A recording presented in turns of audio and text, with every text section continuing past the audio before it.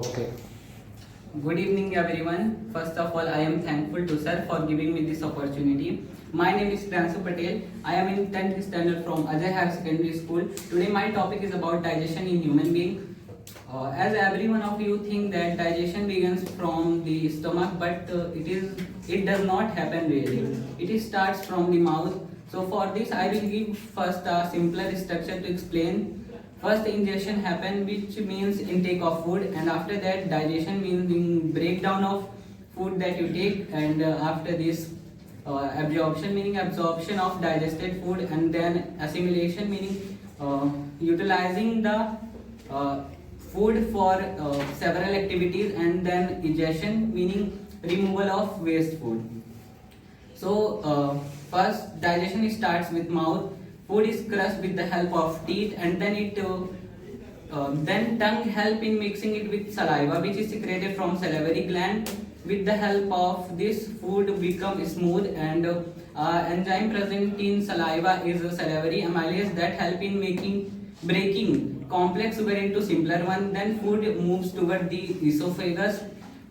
It travels in esophagus with peristaltic movement, meaning rhythmic contraction and relaxation. Then it enters the stomach. The wall of stomach contains several gastric glands that secrete gastric juice containing hydrochloric acid that kill bacteria that enters in our stomach through the food, and it also help in the action of pepsin, and the other is pepsin that help in digestion of protein, and the last one is mucus that form a layer over the stomach to protect it from the acid, and then it enters the small intestine through the sphincter muscle in a small proportion. Before entering the small intestine, liver and pancreas secrete some enzymes that also help in the digestion.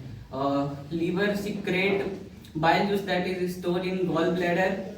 Bile juice first make alkaline acidified food and help in this emulsification of fat, meaning breaking down the large globules of fat into smaller ones. And pancreas secrete enzymes such as trypsin that help in the breakdown of protein completely, and lipase that help in the breakdown of fat, and last one is pancreatic amylase that help in the complete breakdown of glucose. After entering the small intestine, the food is completely break down into its components, such as protein is break down into fat, amino acid, and carbohydrate is break down into glucose, and last one fat is break down into fatty acid and glycerol.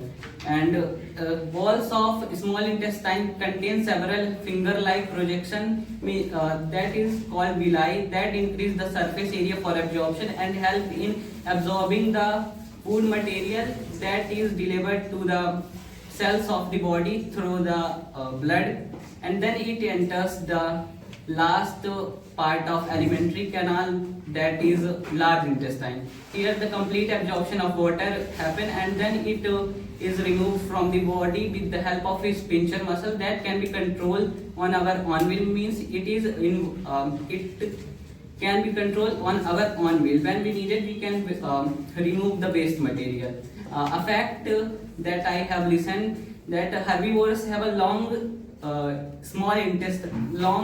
alimentary canal or small intestine, because the food they eat contains cellulose that need a long time for digestion, and carnivores have a small intestine because they mainly eat food that contain protein, and protein does not need a long time for digestion. Thank you.